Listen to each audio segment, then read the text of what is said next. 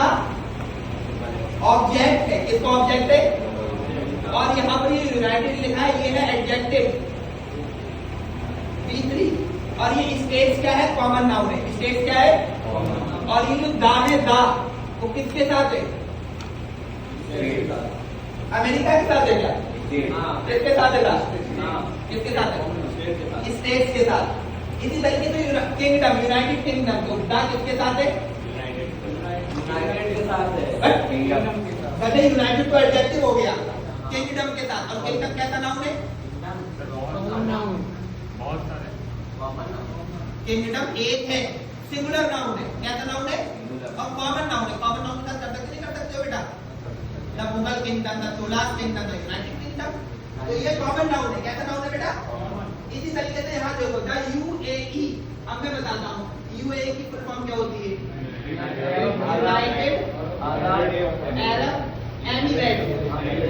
एक मिनट रोको, emirate. Arabic में एक वर्ड होता है जो अमीर साहब, अमीर साहब ऐसे सुना होगा तुमने। आमिर साहब ने जमात वगैरह जाती है। अंग्रेज चोर, उन्होंने एक ही जगह ये कर दिया एमिर। एमिर का मतलब होता है सर्वे सर्वा। फिर वहीं से अंग्रेजों ने थोड़ी सी और चोरी करी और एमिरेट बना दिया।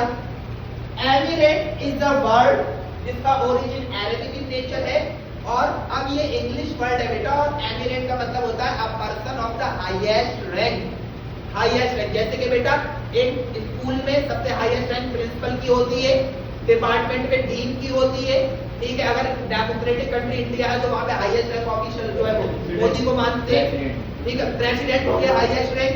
इसी तरीके से आर्मी में जनरल की होती है, तो these are highest rank, they are emirates, they are emirate. Emirate एक कॉमन नाउन हो गया क्या? Official of the highest rank, उसको एमिरेट बोलते हैं। अब ये सुनो, आपने ये लिखा यूनाइटेड अरब एमिरेट, यहाँ पर यूनाइटेड एडजेक्टिव और ये कंपाउंड नाउन। और जो दा का इस्तेमाल किया है वो आपने किसके लिए करा है? किसके लिए? एमिरेट्स के लिए। एमिरेट्स कैसा नाउन है? कैसा नाउन है? Common noun. समझ में आ गया? एक और देखो, एक और देखो। अब ये तो सब लोगों को पता है, रिक्शे वालों को भी पता है जो बातें मैंने बताई है कि जब आप द USA लिखते हो तो वहां पर दा का इस्तेमाल आप स्टेट्स के लिए करते हो। द UK लिखते हो तो वहां पर दा का इस्तेमाल आप किंगडम के लिए करते हो। या द UAE लिखते हो तो वहां पर आप दा का इस्तेमाल एमिरेट्स के लिए करते हो, है ना बेटा? बात समझ में आ गई? तो मतलब देयर आर सर्टेन कंट्रीज और फ्यू कंट्रीज जिनके आगे दा आता है। दा क्यों आता है उसके पीछे का मैंने रीजन भी बता दिया। अब एक देश ऐसा है जिसमें ऐसा कुछ नहीं है, which is not a United country, ठीक है। इनको तो एक परसेप्शन से, जो बच्चों वाले परसेप्शन से आप ऐसे भी याद करवा देते कि name of a country United countries का नेम है तो दा लिख दो, लिख। हाँ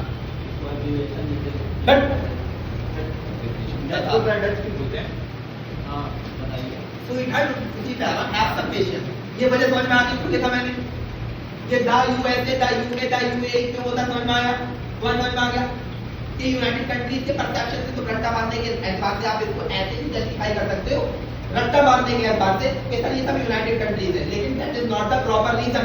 प्रॉपर रीजन मैंने आपको बता दिया, स्टेट द कॉमन नाउन, और ऑफ अमेरिका है तो ये डेफिनेट कॉमन नाउन हो गया। समझ में आ गया? तो इसी वजह से इसके साथ दा आ रहा है। अब आ जाओ एक देखना बेटा, नेदरलैंड। ये तो यूनाइटेड कंट्रीज नहीं है, ये तो यूनाइटेड कंट्रीज नहीं है, लेकिन अब इसके साथ भी दा लिखते हैं, इसके साथ भी दा लिखते हैं। अब ये तो नेम ऑफ यूनाइटेड कंट्री में नहीं, इसके पीछे की वजह मैं बता रहा हूँ क्या है बेटा। इधर देखो, इसके पीछे की वजह मैं बता रहा हूँ। इसके पीछे की वजह ये है कि दुनिया में जितने भी कंट्रीज हैं उनकी जितनी भी लैंड है, जमीन है, वो सब सी लेवल से ऊपर है। सी लेवल से, जैसे कि हिंदुस्तान लगभग 400 मीटर सी लेवल से ऊपर है।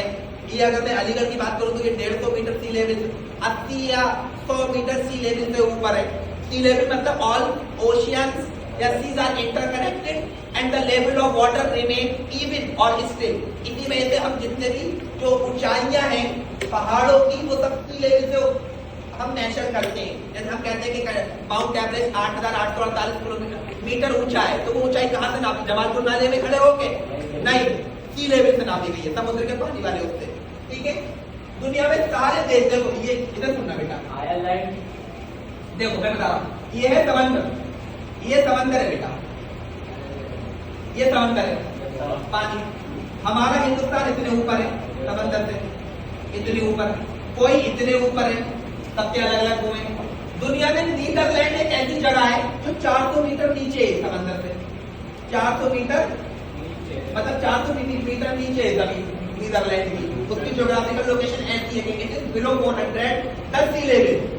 बाकी दुनिया में कोई भी देश ऐसा नहीं है जो समुद्र सी लेवल से नीचे हो। और गेट इट द पॉइंट, ठीक है।